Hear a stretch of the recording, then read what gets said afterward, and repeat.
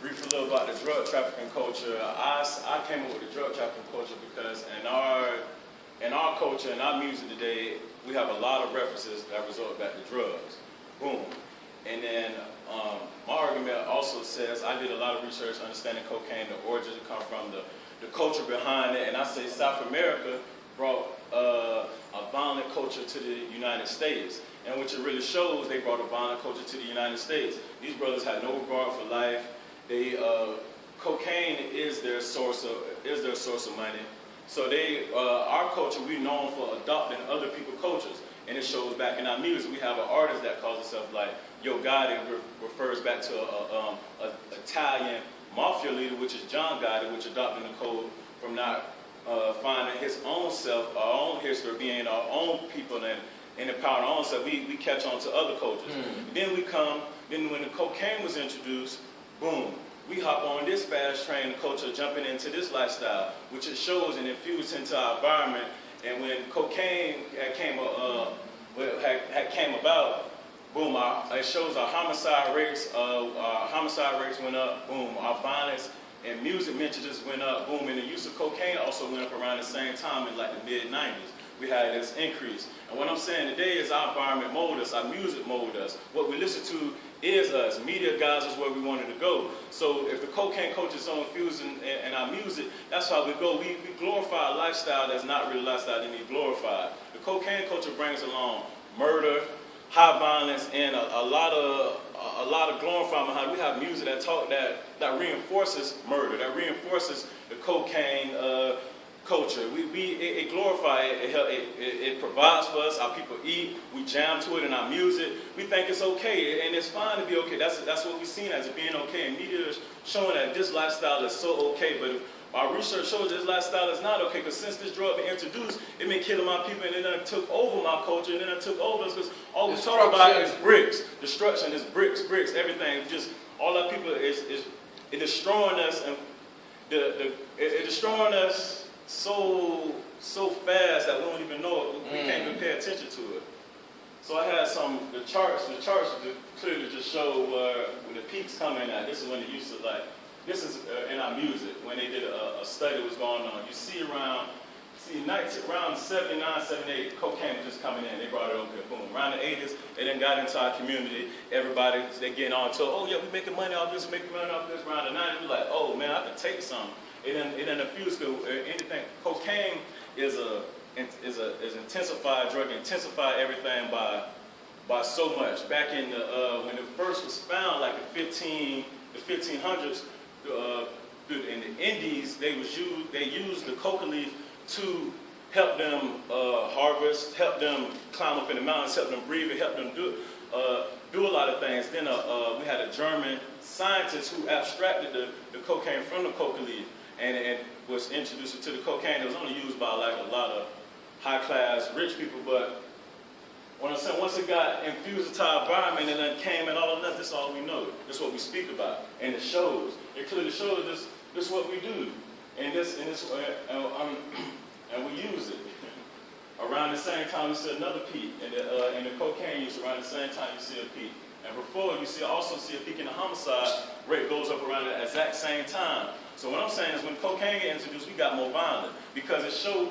And it also shows previously we've been into the drug trade. We've been into this. We used heroin previously before in the 1930s and 20s. And a lot of people didn't have as many violence mentions. We didn't even have a lot of violent mentions in our music. A lot of things changed when the cocaine was introduced.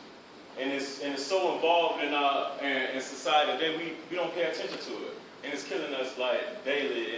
And it also picks up into our other cultures, which leads into the strip club culture. Because without the drug trafficking culture, money rules everything to those people. Knowledge rules everything. What I preach about, what we preach about. And then basically that's why I want to introduce to y'all about the drug trafficking culture, where it comes from, how it control our media today, how we listen to and just pay attention to what's going on in our music, and how it really influences us, and how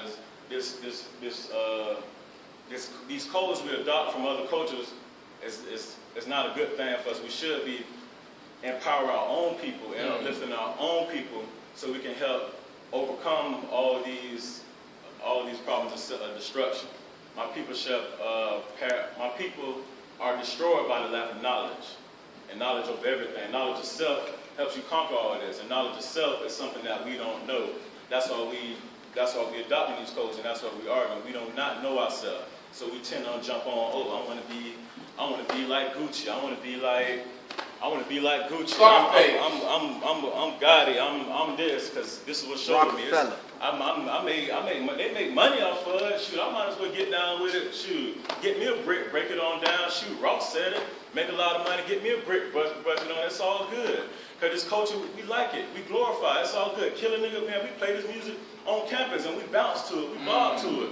It's hitting it hit our frontal lobe. It hit us all the time. It's all we know. It's all we listen to. But we for sure don't go to church.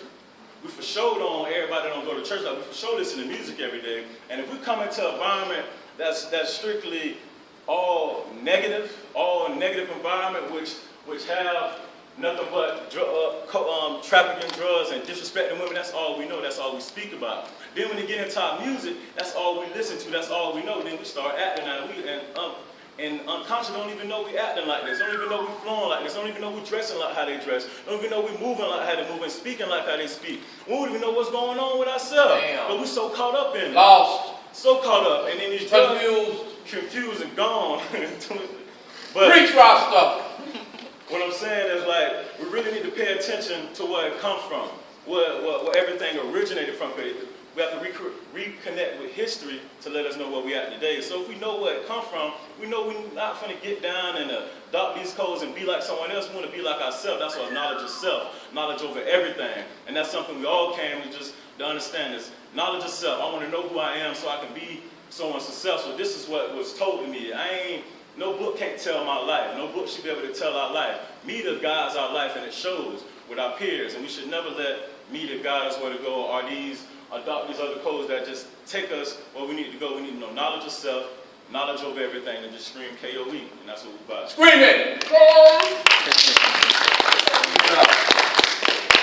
I want to thank the panelists. I want to get to our last slide, which is our next event.